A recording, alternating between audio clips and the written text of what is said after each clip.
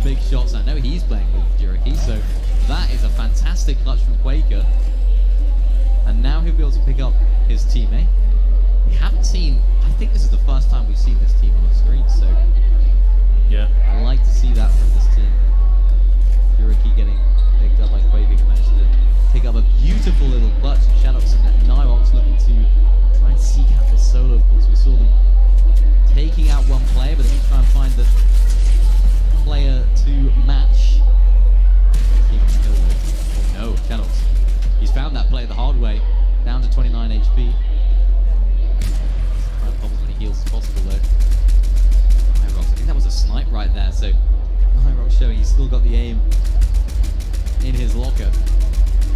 Which allows Shadows just to have this little bit of time to heal up. Alvin right there. Nyrox managed to pick up a snipe. Good pickup for sure. We're still in this one though. Shadows, Nyrox just going to continue to exchange. Was it Gigor? You know, listen, we need to have a conversation about names here. Although I do like the name, it's kind of original. PSG TNA Greeny. Brendan? Gregor? Nevertheless, brand yourself appropriately. We want to showcase you. That's our job. Yeah. We want to take you, make you look good, hype you up, make you sound like the best player in the world. That's what we want to do. He's really good at that. Clicks. And I never see clicks with a weird name. Yeah. I think it's always clicks. It's just clicks. Yeah. Just clicks. Clicks or org name clicks. Clicks, whatever it is. Yeah, of course. But you have to think he's got a multi-million-dollar brand behind him. So I think he's got a lot of people in his ear that wouldn't let him do that even if he wanted to. They probably blocked that website and changed his name to PC. No, you're not allowed. They're like, no. But here it goes. Valix trying to exchange here. Left as a solo. It's just Jay versus Rio West in the distance, 2v1. And if Valix isn't careful, they're going to push forward, and that's what it looks like right now. So you see him just creeping around, hoping that maybe he can get them to just swing by and they won't even realize. But no, as a solo, he's going to take the shot. Oh, I thought for sure he was about to take the shot. Yeah, you're stuck, man. Oh, 2 meters. He doesn't need to. Hopefully. He stays in the same right now and lets Rio by, which he does. Smart plays. I like that. Maybe he'll pick up his team with 3 good already. Put to good use, hopefully. It's Vinny, PSG TNA Brennan is the team, but Vinny gets himself in box.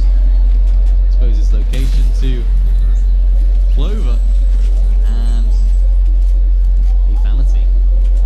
I like this back bling name combo. Talking about branding yourself, look at that. for real. Yeah. Great job, Clover. Shout out to you. Shout out for sure. Now we see Pacey Perceive. It's a Carter's Hall. Really? Spanish duo. Crazy and Perceive. Crazy and Perceive. Over here doing things. Clover losing his teammate though. Now gonna have to play on the back foot. He's just gonna completely disengage. He does have the 2 slurp juices, so he can play in the storm if necessary, and it looks like that's what he's gonna opt to do. But the more you put yourself in a lower end spot like that, the more open you'll be for Spy and Meow to just come down and take full advantage of you. So you need to be careful. You need to make sure you're not putting yourself way too open, and you gotta find spots that ultimately make your game count. Quaker right there taking out Meow in the feed. It must have been sniped. I'm not seeing Quaker and or Juriki anywhere nearby, so huge snipe going through for him. Clover now might be able to use his opportunity to pick up Fatality's reboot card. Not quite sure if they'll be able to get the reboot off at this stage, so this is where you evaluate, is it worth getting the reboot or is it better just to play as a solo? Mostly not. At this stage of the game, it is just better just to play out as a solo. Simply the amount of noise that those reboots make, the big beacon in the air, everyone knows that you've rebooted and everyone knows that not only does your teammate have little to no HP, but also no loot to fight back. So Clover right now, I like this play. obviously we know that they're not doing that, but Clover, they're just making extra sure. Here it goes, though. The game continues on. Now we get in these half and half zones. This is where it really gets interesting. It's a matter of who can establish himself first and who can get into the zone in a nice spot and who will be left behind. And for Jerky and Quaker, they're on what is the polar opposite of the zone. I know Jerky's looking for some more of these eliminations, but he needs to be careful. As the zone continues to pull away, he's not going to have much of an easy opening getting in if he's not moving soon. Because you might be able to walk away with these 2 eliminations, but if everybody's already established in zone and you're the last one moving forward, you're going to get caught out. Period of the story. That's what it's all about. It's Clover. Looks as though they did manage to get the revive onto lethality right now. Jerky looking to try and hold him into the storm. He's got to focus on himself as well. Quaker just behind. Able to be led by the vast experience that Jerky possesses. Knows how to win events and using that experience right now to actually get on one of these guys, but I'm worried about this position. Look at where he's going in. So much elevation, so many teams have been pitched up already. He identifies that, doesn't want to glide straight into the zone. It's so tempting when you could just so easily make your way in. See where they're intending on going, and this is what I was worried about. Teams looking at them as they're coming in, that only draws more attention to them. Now he makes his way into the gas station. Does Jerky able to box himself up as well as Leo and his teammate make his way in. It's Clement that takes out Jerky. Now Quaker's got to try and survive as a solo. 2 eliminations for him so far. Hopefully they'll be able to make this game count, but another really, really rough rotate for them in the next zone. Quaker, it's not going to be easy for him, but does manage to evade those explosions from the gas station. Hits some huge damage shots onto one of the other players that are there as well, but this is really where things start to go a little bit crazy because the positioning is far from ideal, and it's huge. Again onto Leo. I think for now Quaker just wants to try and close out this elimination. Might be the best option that he has, but Leo managed to heal himself back up. Another couple of players that are looking in. This is just going from bad to worse right now for him because there's so little that he can do with this rotation. No mobility, no cover. He can only beam, but beam he does very well. Yeah, but here's the problem, right? When as soon as you expose yourself like that, then try to heal, I mean, it's instantly you're the focus. Yeah. And now he can't even take a lick of damage, and sure enough, there it is. He's gonna be out of this one. Him and Jerky both back to the lobby, but Leo, Clement, still in this one, despite Clement being down. Leo holding that Cybertron blaster out, ready, wants to commit pure damage and chaos in these final moments. And don't worry, the opportunity will be here. Look at how many players are rotating super late. So you already know there's going to be a lot of opportunities for some of these teams to make some mistakes. Team is hoping that doesn't happen to them. It's Nyros and Shadows. We saw them bragging out earlier on in the game. Right now, they're just part of the pack that's rotating in late. Not a pack that you want to be a part of, particularly you want to be in that safe zone quite early on. Maybe some of those shots not quite happening for them. See these bunkers being used, but unfortunately can't quite find the entrance. Does Shadows, and now he's getting caught in the back. I know Nyros is healing up in the storm as well, but how much longer can he do that? Not too long, as Destru and Lazen right now trying to push into this knock they managed to get onto the sieve. Carrying the body as well back into their domain. It's always nice seeing again another really treacherous zone. It pulls all the way into the water. That's tough. If as far as like rough zones that we've seen throughout the day, yeah, this has got to be the roughest. Definitely got to be the roughest. But Destry, Lazen, going forward. Remember, the motorcycle doesn't provide a lot of protection, so you have to be either moving really, really fast or be ready to take some damage. And there's the damage I was just talking about. Destry does find himself right behind a rock, and fortunately for him, he does have the slurp juice and a med kit, so lots of heals to work with to keep him in this one. So you shouldn't have to worry too much about what comes next. The focus will be on them, though, if they are not careful. C-Mix in it there in the distance to Oh, he's going to go for the medkit play in Storm. The Slurp Juice is still keeping him in this one, so it could work. But not if you have Spy and Meow. Keeping an eye on you. Big shots rain through. Oh, nice little exchange, but immediately disengaging. Now going to opt to go ahead and break the only cover they have to secure that final elimination of that team. But now Mixon, him and his teammate. This is going to be a 2v2. Does look like all duos are remaining here in the final moments of the game. And sure enough, from behind, Meow goes down. Spy trying to hold on here, and it's not going to work, as now they are both out, and here it is. 2v2. The last two teams going head-to-head. That's true, and Lazen versus Blatcher and Mixon. This is a huge fight, and right now the position is in the advantage of the Poles, as they're just looking down on the team down below. But Destru hits a huge damage shot onto Blatcher. Mixon is about to fall victim to their prowess as well, and wow, what an aggressive play there at the end. They had to do it, and they did it in fashion. And you know what? You love to see it. Great way finish it off. I love these aggressive finishes here in Heat 2. They're just confidently pushing in and saying, you know what? I'm not going to let this be delayed. I'm not going to sit here and be patient. I'm just going to take it by force. And by force, they did. Great finish here for game number 4. Now, here's the deal. We only got 2 more games left here on the day, but there's still 2 more Heats tomorrow. So if you haven't qualified today, don't worry. You got opportunities tomorrow. But with the way the Heat 2 is going, this is going to be a tough one to qualify through. I think a lot of top names are showing up in a big way. Obviously, Mr. Savage Deal, one of those. xZuika, another team we're going to have to watch closely. And of course, Katu and Rascology showing up big time in Brutal Bash. Yeah, some great snipes from Katu right now. This is one of those players that he was solid. Yeah. But with a sniper, I mean, different animal. And this was one of those situations where Brennan got a little bit too greedy, almost got punished for it. Yeah. But I think his teammate Vinny just providing that suppression fire, doing such a great job at it as well. It's what you love to see. You love to see it, but now here it is. Mixon and Blatcher find themselves into the end game, but unfortunately just not able to convert. What a beautiful snipe. Yeah, I was about to say. I don't remember us getting the pleasure of viewing that one. This is a great play from Lazen and Destru, and you can see Blatcher and Mixon, they need to be together there. They need to be together looking over that edge.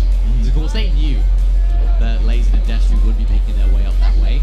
So for them, they needed to be a little bit close together, which is very uncharacteristic. Yeah. We know how good they can be as a duo. We've seen them in the duo competition, trench and build competitions, doing so well at being a great duo. They're almost one person.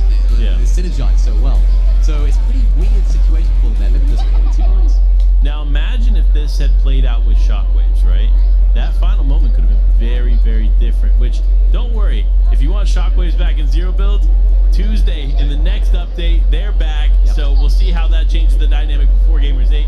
But regardless, let's talk about the leaderboard for this one right now. And up at the top, unsurprisingly, of course, is going to be none other than Bully and Crackley. Bully already qualifying the Gamers 8 in San Diego, looking to make it a double qual here at DreamHack Summer. Yeah, really great start from these guys. Or pretty good middle of the heat, you could say. It's not even the start anymore. We've had 4 games of action to watch for ourselves, and I'm sure they've played a good amount more. Nebs and Hellfire right there in second place as well. One of our top EU teams. You'd expect them to go through. Blatcher and Mixon bolstering their scoring total with that second place right there. Vortexer and Jurdy dropping a little bit right now, but still a solid performance from them so far, and they're looking good. They're looking good. This leaderboard's shaping up. Yeah, they're looking good, but you all at home are looking good too, and you deserve a break. So we're going to go ahead and give it for you. Go get a snack, go relax for a little bit. We'll be right back.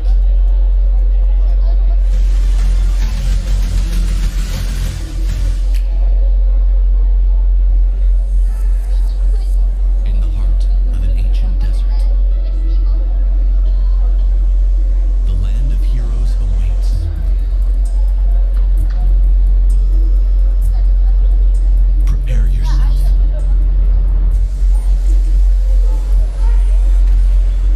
To witness feats you never thought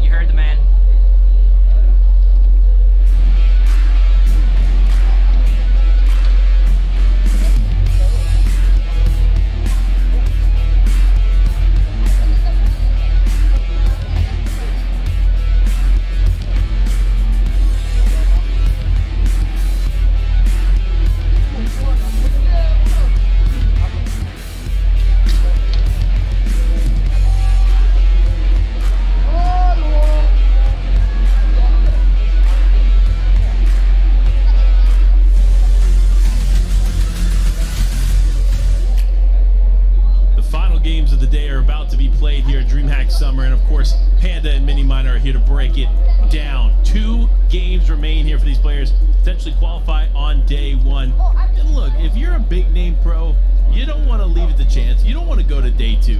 You want to get it done here right now. That's what we want to see. I mean, we've expected big things from our big pros, and they have delivered for the most part. Yeah. You know, Tayson and Mustache right now doing well, not quite qualifying through heat number 1, and there's other names in there as well that we've seen doing well in heat 2. So yeah, make sure to get it done as early as possible. Don't throw any games. Don't try and double key. Don't try and go crazy, because nothing's guaranteed.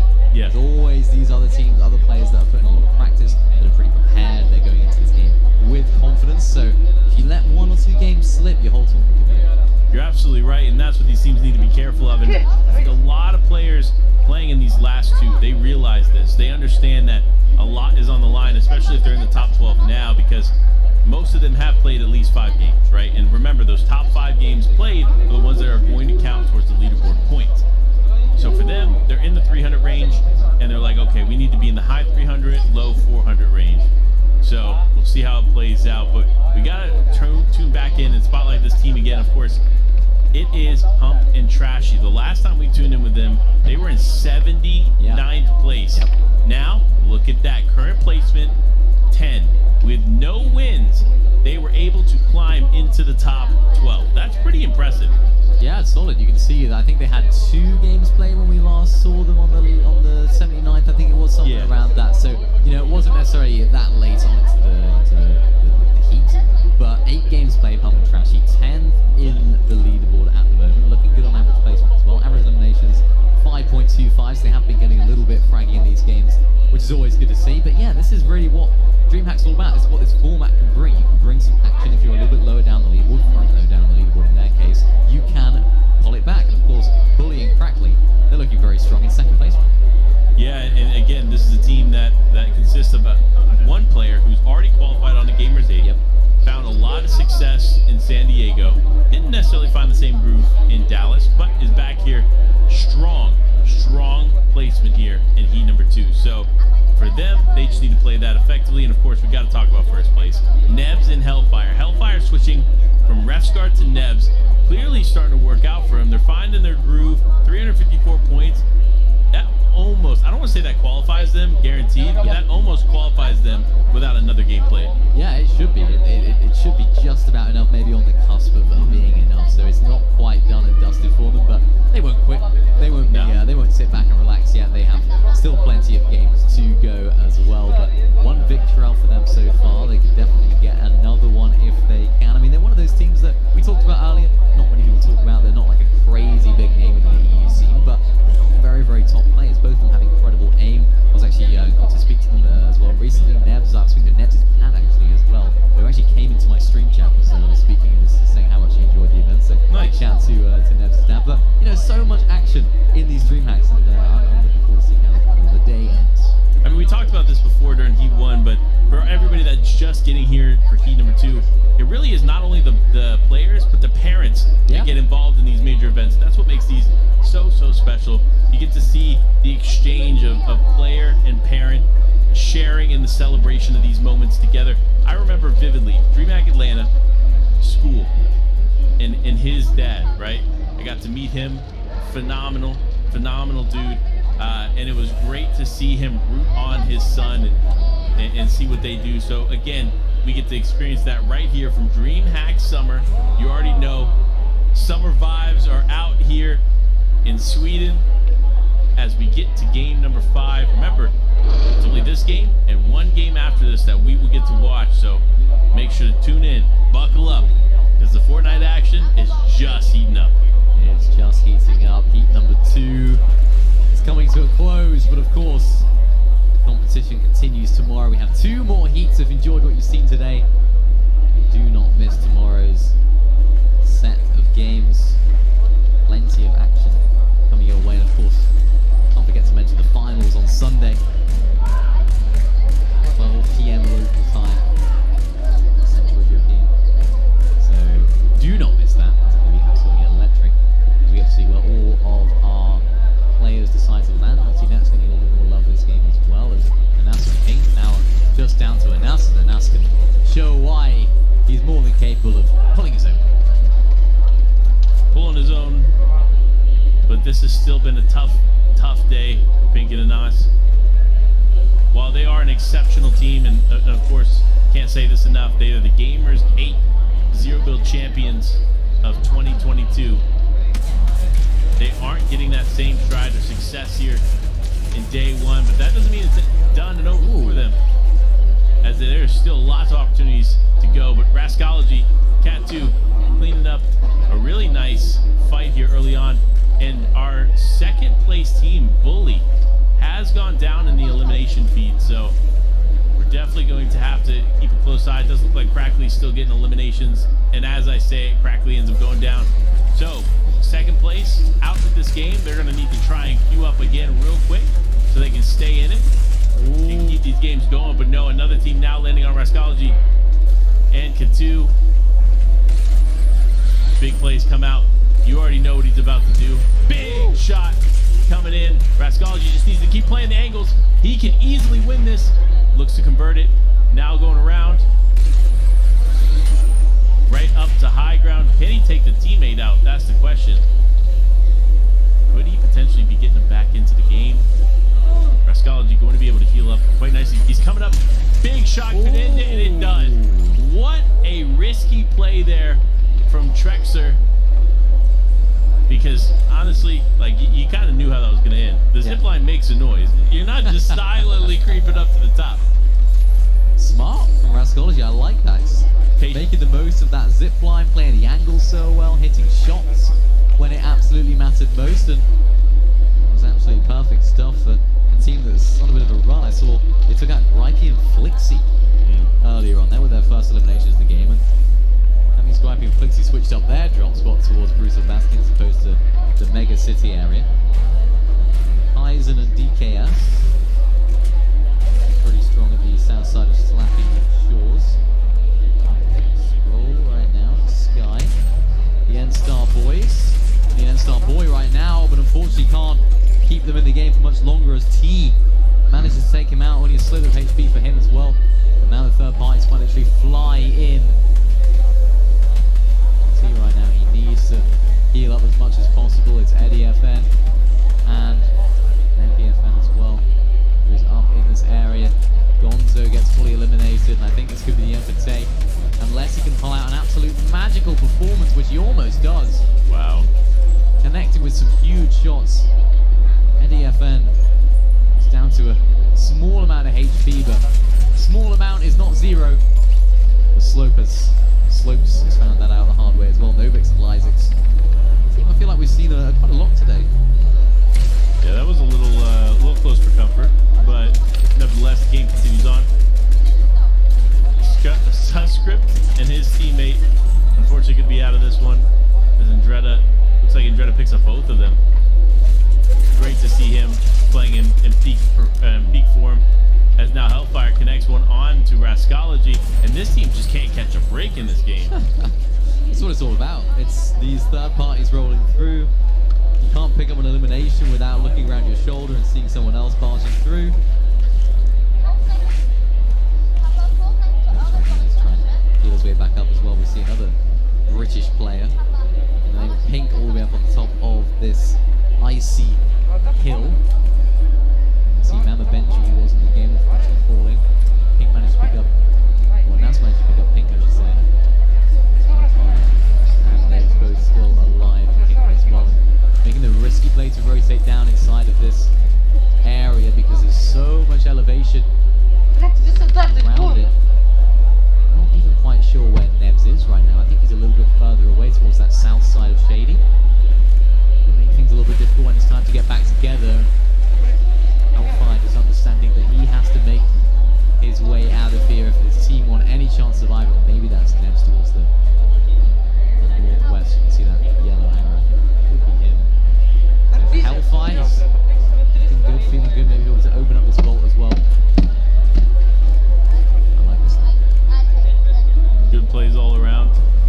Keeping this one alive here for a lot of teams. X-Force, first time we're seeing them in this competition, but great to see that name come through. Neb's taking a lot of damage. It is a Nas on the punishing side. As X-Force picks up one onto Janice. And Reason. both going to be out of this one. It looks like Eye drops Clone and Herman also going to go down here too.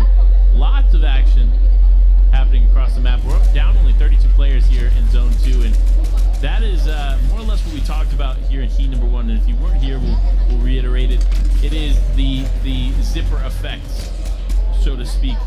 While things seem to go one way in the beginning, they always finish differently, and naturally towards the end of these heats, you're going to see a lot more aggression from these players because they know they need every, and I mean every single elimination to qualify on. So there's going to be more aggression and potentially some wins from a highly aggressive team. So pay close attention because this game, even though there's only 32 players left, is just starting to really heat up. Yeah, all those players that need a big performance will go for that W key. The players that are inside that top 12, it's all about keeping up the pace. Maybe playing a little bit more passively, making sure they get to that end game, but unfortunately, number 9, 2N09, and company there won't be making it any further into this game. Mappy and iDrop, a team we've seen a lot in this heat so far. They're feeling pretty good. Actually, no, you can pickaxe those jellyfish. You can only bounce off them. iDrop showing me how that's done. I think that does give you heals as well, I'm not sure. Yeah, it gives you shield and it actually pushes you away. Like it makes them aggressive, right? Interesting. So it's like it upsets them that you hit them, and so they shoot you further. Oh, okay. And it still gets you the shield. Smart. Yeah. No, I never thought to hit them. They look too much. They look too cute. I agree. See, I'm not going around hitting jellyfish. just jellyfish, right? Or in real life, for that matter. Would be a really good idea. You see how he was quick to try to defend himself there. I don't know. Are you just going out to beaches and beating up on jellyfish? I mean, I have not even seen a jellyfish for so long. Yeah, where I grew up, every time I go to the beach, I see jellyfish. Really? Yeah, born and raised in Florida. It was a very, very common thing to run into. It's stinging. Yeah. Not as painful, though, as the shots from Neb, as he ends up cleaning up. Severe Hellfire taking up a little bit of damage, too, but nicely done. They finish this one, and now they can potentially get that combat cash. Yeah, we see so many of these teams fighting over the combat cash. It's so valuable. I've seen so many of our teams that go on to do great things with the golden loot that's inside. Yeah. And especially those slurps that come through with, no matter what rarity of combat cash, you do get 2 legendary slurp juices, which of course we've seen so many of our teams use and are of so much value. So a question for you. When the season launched, it looked like those were going to be giving points via tournaments. It doesn't look like that'll be the case anymore. Yeah. But what do you think about these like mid-game quests providing points in a game outside of just eliminations and placement? I like it. I like change when it comes to competitive in terms of trying out new point systems and trying out new things to make competitive more entertaining for viewers, just to add to the action. It's always great to see. And when I first saw it, I thought, let's roll with it. Let's see how it goes. Let's test it out in a few tournaments.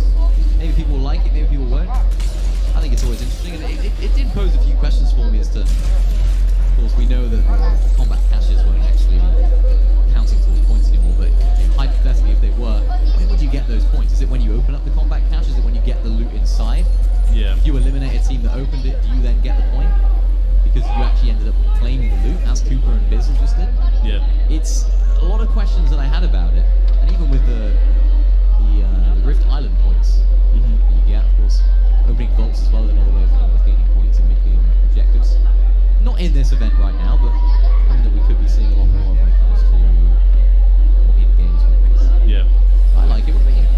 I like it too. I love changes that change the narrative, try things new. Yeah. They're not always going to work, don't get me wrong, and these might not work as well, but ultimately changes like this are what makes competitive Fortnite so exciting.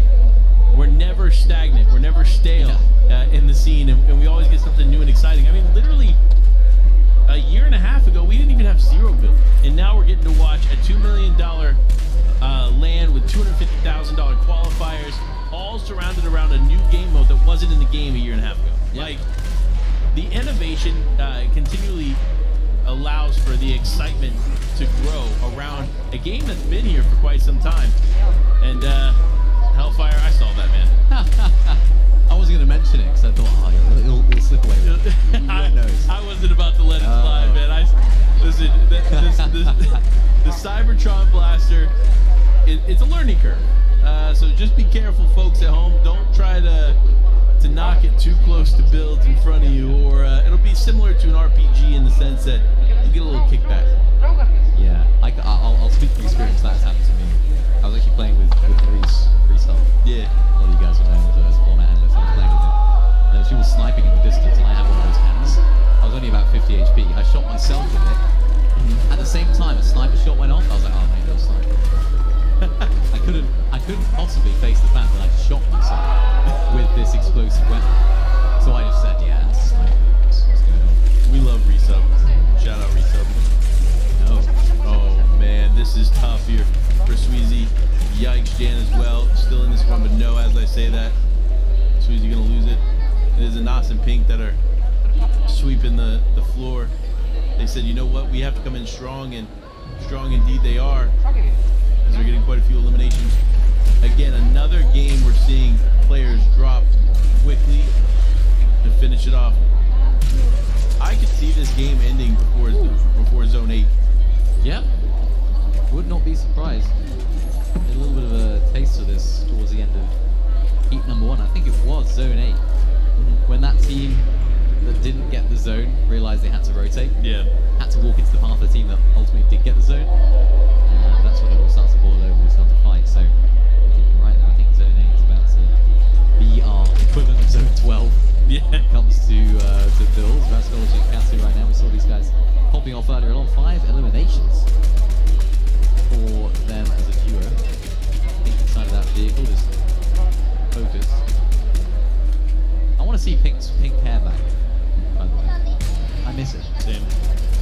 I think it was one of the best, coolest branding things I've ever seen someone do in Fortnite. Bring it back, Pink. Bring it back, Pink. Because whenever I see him, I don't know who he is. Like, I know, it's not where's an Pink? Yeah. I only know him as the guy with the pink hair. He's from the Invitational, and I'm looking around, I'm trying to spot him. Just unrecognizable.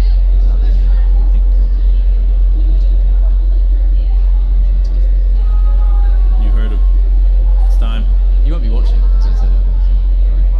Oh, that's true. He did tell you he's not going to watch. Oh, man, but now we focus on Andretta. Alex got up here. Going up against Wolf 6.4. Low roads, 2. And the distance. It's going to be a tough exchange. Not too much can go on here. Because remember, a lot of these structures are indestructible. So it's just going to be a matter of trying to trade shots where you can. And with the height that they have, no teams can really come behind them. So for Alex and Andretta, they just got to stay humble, hang out. Stay humble. We have, I think, Hen did an interview at one point. And I think he was asked if he had a message for anyone watching at home. And he just said, "Stay humble, my G's." That's all he had to say. Just Stay humble. Stay humble, my G's. Gotta love Hen. That's what it's all about. Wolf with a height flex in the name. Unfortunately, doesn't have the flex of having a teammate right now. Tough. Seems like the city seems to be the location for our penultimate game, final battle. You can see Lance' situation. Everyone that's rotating in here will be vying for one of these skyscrapers that the city holds. Getting as much of that elevation as possible is absolutely vital. And you see some of our teams just pitching up for that right now. Eddie FN, quite going for the high ground, more going for the hiding, it seems like.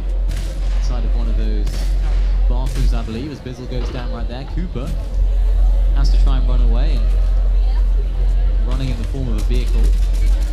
Hopefully for him, he will stay alive. His vehicle won't get harmed too much, but Hellfire and Nebs pick up Bizzle, another one of our veteran players.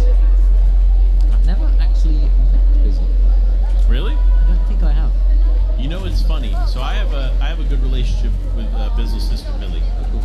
and so he had like happened to find me through Millie, and then when I went to Gamers 8, he introduced himself, and this was following like the revelation of Bizzle. I feel like Bizzle kind of transformed as a person in a lot of ways, and he was super nice. Whereas like Bizzle had like this reputation of not necessarily being the nicest, but he was a great person. We had phenomenal conversations. He talked about his strategies going into Zero Build, how him and Dubs were going to handle certain things, and you can see why. And he was the Lanimal for so long, right? And he's got a great mindset. So Bizzle, phenomenal dude. Definitely meet him when you get the chance. Obviously, he goes everywhere. He does. He really does show up, no matter where. He's here in Sweden now, of course. He was in Dallas. I'm pretty sure he did San Diego as well. So the man just continues to move. So we'll see how that plays out for him. He also plays golf, and I play golf. You really? He does play golf. I've seen some of his swings, some of his shots. Seems pretty solid. And, I made a video, sort of showing my golf swing, my shots. And so if someone at a better golf would my community as well, I captured it. Everyone was atting Bizzle. Everyone was saying Bizzle is better than you, mate. He's better. So Bizzle, I will take you on a match of golf at some point, I'm sure. As Cooper, his teammate, for Hellfire, and Neb's just continuing his aggression. Hellfire nearly going down to Isaacs right there, but Neb's able to help him out, and Stewart coming out on top in that engagement. 9 teams left, 18 players. Zone 7 goes back towards Mega City, so for a lot of our teams that'll be very, very good news. Some of our teams on the south that won't be quite as joyous as Dresser, not having a joyous experience right now, down to almost 1 HP. Hellfire putting down the pressure, putting down the shots as well as Neb's just in the background trying to get some shots as well. As now Hellfire holds right in, missed a couple of shots, and now Nebs has to clean up, but he can't. And what a clutch right there, and Dretta and Alex Todd, that is how it's done. Huge misplay there from Hellfire. You saw he didn't intend to go all the way into the storm there. He hit the tires, bounced off, and he got sent in. And so from that moment on, it was just, can he survive? And unfortunately, wasn't going to be able to do it. But Pink now down just outside the builds here. Looks like he's in the water, so Anas could do something to get him back in it, depending on how far Pink can swim towards him. But Anas actually opting to just try and get ahead here. And there it is, big shot comes through. Looks like it's Paco and his teammate.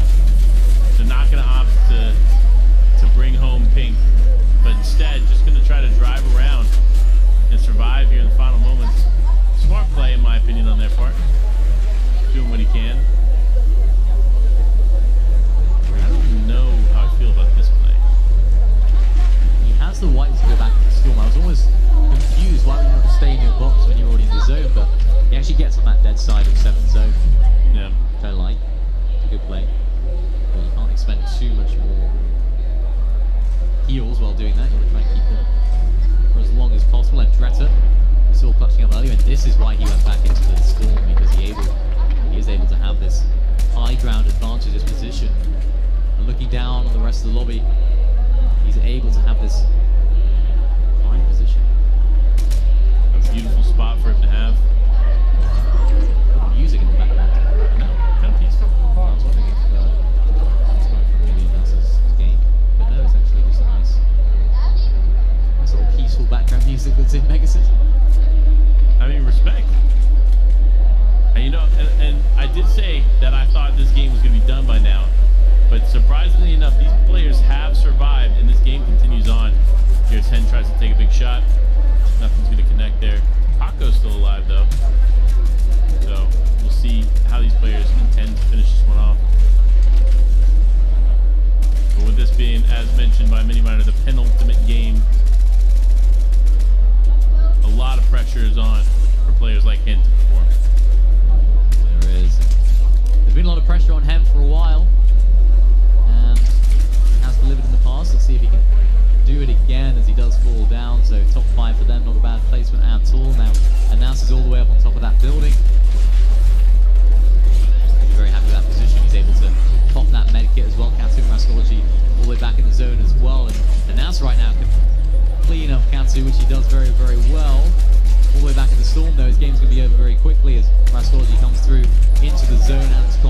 Greta will come out on top in that game, but just had that perfect position.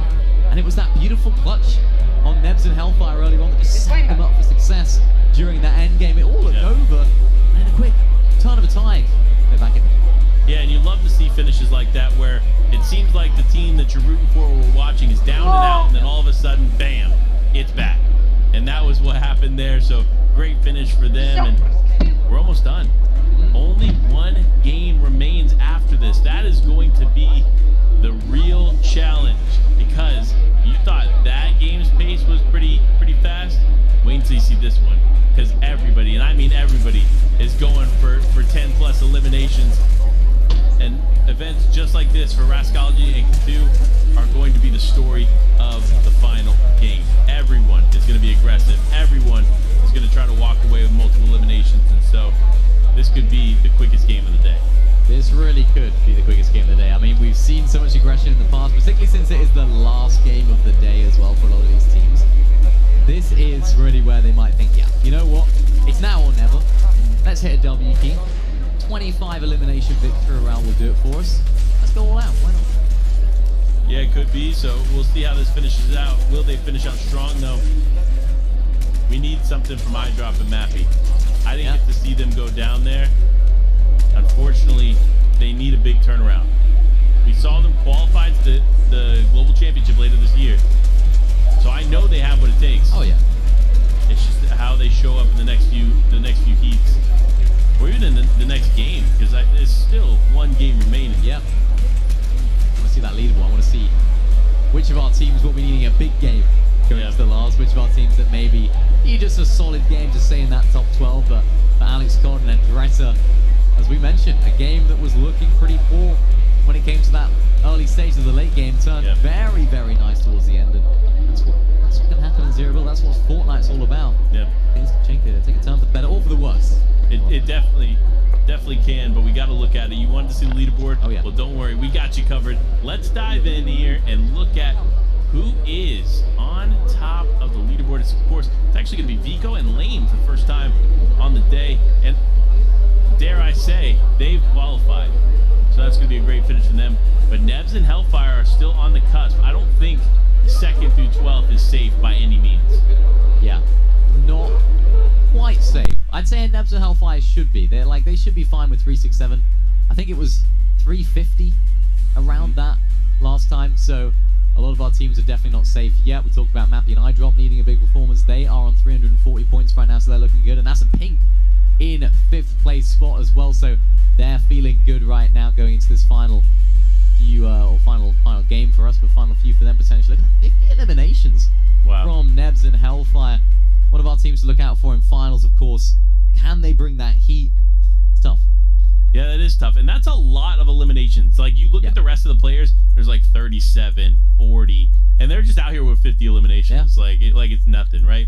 Hellfire is one of the most aggressive fighters, and by far one of the best fighters, because he continually shows up in these DreamHack Opens and finds eliminations after eliminations after eliminations. So, phenomenal player, of course. No matter who he's teamed with, he's finding himself towards the top of the leaderboard, and it's great to see. Yeah, he is. I think whenever I watch Hellfire, I always just notice how good he is at just keeping on applying the pressure. He's always, whether it's just a 1v1, a 1v2, or of course a 2v2 as we see today, there's never a moment where the other player can heal. There's never a moment where they can just chill and relax, because Hellfire is on your wall, and that is what he does best. Just keeping on applying that pressure. That Flapjack rifle is so good at that as well, with all the ammo that's inside. Of course, all the SMGs that we have inside. The spray is relentless sometimes for these teams, and Hellfire does it so well. So if you can continue that, hopefully they'll be able to take that momentum into finals, and hopefully they'll have a pop-off. Well, let's check out a spotlight on the cusp here. In 12th place currently is Gino and Maurice Cow. Now, here's the deal. They're going to go into potentially 1, maybe 2 more games to finish off the day. Most likely just 1. With 322 points. Now, they have no games won so far. They have only an average of 4.33 eliminations. What does that tell me? What does that tell you? That they need a win. The win is the only way to secure the top 12 spot. That could be a differential in their top 5 games, but guess what? You're not going to have to wait any longer. The final game of Heat number 2 is here as Abyss and God Aim are dropping dropping in. Abyss and God Aim. Kenjutsu crossing uncontested for them for now. Will they be able to hold on to that? Seems like there's another team that is landing nearby as you get to have a little look at the spread from all of our players. Seems to be that sort of bus path from the west to the east, along sort of the middle of the map. So for a lot of our players that have those earlier drops, they'll be able to get down, get looted, get kitted nice and early, which is of course so beneficial in lots of different ways. That's a goat right now. And Alkin looking pretty strong, picking up an elimination. I like the Peely outfit as well. One of my personal favourites to see in competitive because it just simply doesn't fit in, but it's always fun to look at. As Lecce and Swilliam pick up their eliminations right now. It's only one actually for Lecce, and Brutal Bastion again just proving why it's absolutely crazy as Crackley takes down Lecce. So Lecce's out of the game. Katu and Rascology, we saw them dominating this area in the last game. Can they keep it up though? That's the real question. Can they keep this going as they look onward and upward and seeing what they can finish the day on? Because again, remember, if you're a player like Swilliam, for example, just went down to Crackley and Bully. So if you're that team, you're immediately leaving and trying to get into another game. Yeah. You're going to try as much as you can. Of course, it is going to be close, right? We're kind of on the cusp. So you might be able to get one game in, but you're going to have to make that last game count. And for the players that are staying alive at this moment, every second counts, because you either choose to play this game out to the fullest, or you have to choose to push someone, potentially get eliminated, and then go into another game. Those are the only two options, and if you're not careful, you could make the wrong decision. You know what I'd be doing at this point if I was in this game? What? I'd be looking at the elimination feed. I'd be looking who's in this lobby. How do I fancy my chances against who I'm seeing in the feed? Yeah. Do I fancy myself against Katu and Rascology with the way they're playing? Do I fancy myself against the likes of Kylie, who was just in this game? Cease, Pink, and us. All these names. If the answer to that is yes, then I'm staying in. But if the answer to that is no, might as well hit the W key and try and come into a slightly less high-skilled lobby in the last game, potentially. But then you never know. The grass isn't always greener. So it's really a mental challenge in terms of knowing what to do and what's best, because there's never a single answer to that question. Yeah. There's never a right time to leave. There's never a right time to do it, because you never know what could happen. You could get a really quick queue and you think, oh, we could have W keyed a little bit more in that last game, or you get a really long queue and you could say, oh, I wish we ended up leaving that game sooner. So everything's up in the air. So for now, for Blake and Cease, they're looking to just stay in this game and make the most of what they've been given. What they've been given is not bad at all. They both have this cannon in their inventory. They're gonna have to make it work. Grenades coming through. Crackley having to just W key them, get straight in their faces, and Crackley and Bully will definitely benefit from that. But Bully, of course, now left as a solo, and it's Floki and company that come and clean up. Man, oh man! So that's the first time we've seen Floki out here. Yeah. I'm happy to get to see the man, the myth, the legend, show up in a big way there as he's playing with Coin. But oh wow, what a cleanup there! They are just not slowing down. 3 eliminations on the board, 30 more to go for them as they just continue to rain terror on this lobby. Yeah, raining terror indeed. I like these guys. Fantastic team that we've seen popping off in the trios in the past as well, but we talked about it. They needed it. Mappy and iDrop, they needed a big game right there to make sure they're in that top 12, and so far it's off to a very good start. 4 eliminations. A lot of people in this area in the snow, which is surprising to me. It's like a lot of people are just opting to fight over here, and that could be a good thing for some, but if iDrop and Mappy aren't careful, they could run into Floki. Yeah. And they have been on a tear as well. So 2 teams that are feeling really confident about their chances right now. If they land near one another, they go head to head against one another, sadly one still has to go. No matter how confident you are, you can't win every fight. Yeah, it was Reddish right there, taking out Gripey. Now it's Pyrex against Flixie. Who's going to come out on top? Of course, Reddish already doing a great job to take out to a really good start in this fight, but Flixie, a big brain play from him means that unfortunately for Reddish and her teammate, they're not quite able to stay in this game for too much longer. But a really great job from Reddish to take out Gripey. Not an easy task whatsoever, especially with the form that Gripey and Flixie are in. It was a valiant effort. Valiant effort indeed, but Floki, coin, hanging out. And it looks like Hype and Robnik are going to be the next victim of Floki and coin. But it doesn't matter to Hype. He just keeps going up in the air. He's like, you know what? Bounce around. Take a shot. I dare you. Here, I'm right here. I'm out in the open. I got a big circle for a glider. Just tag me up. Playing with fire right there, because I mean we know how good these guys are. Coin is T-Chips for those ones. T-Chips. T-Chips, yeah, because I noticed he changed his name. And, it's coin. It's coin on the screen. You know, listen. T-Chips in real life. I don't know who T-Chips is. I only know coin. Of course, playing alongside Floki. Spoke to Floki quite recently as well. Also in Edinburgh. Said hello to him. Said, hey Floki, how are you? Said, yeah. Good. Said, who are you? I was like, I'm Mini Mana. Nice to meet you, mate. And he's like, oh, didn't know who you were. Sorry. It was quite awkward. Oh man. He had no idea who I was, which I don't expect from you.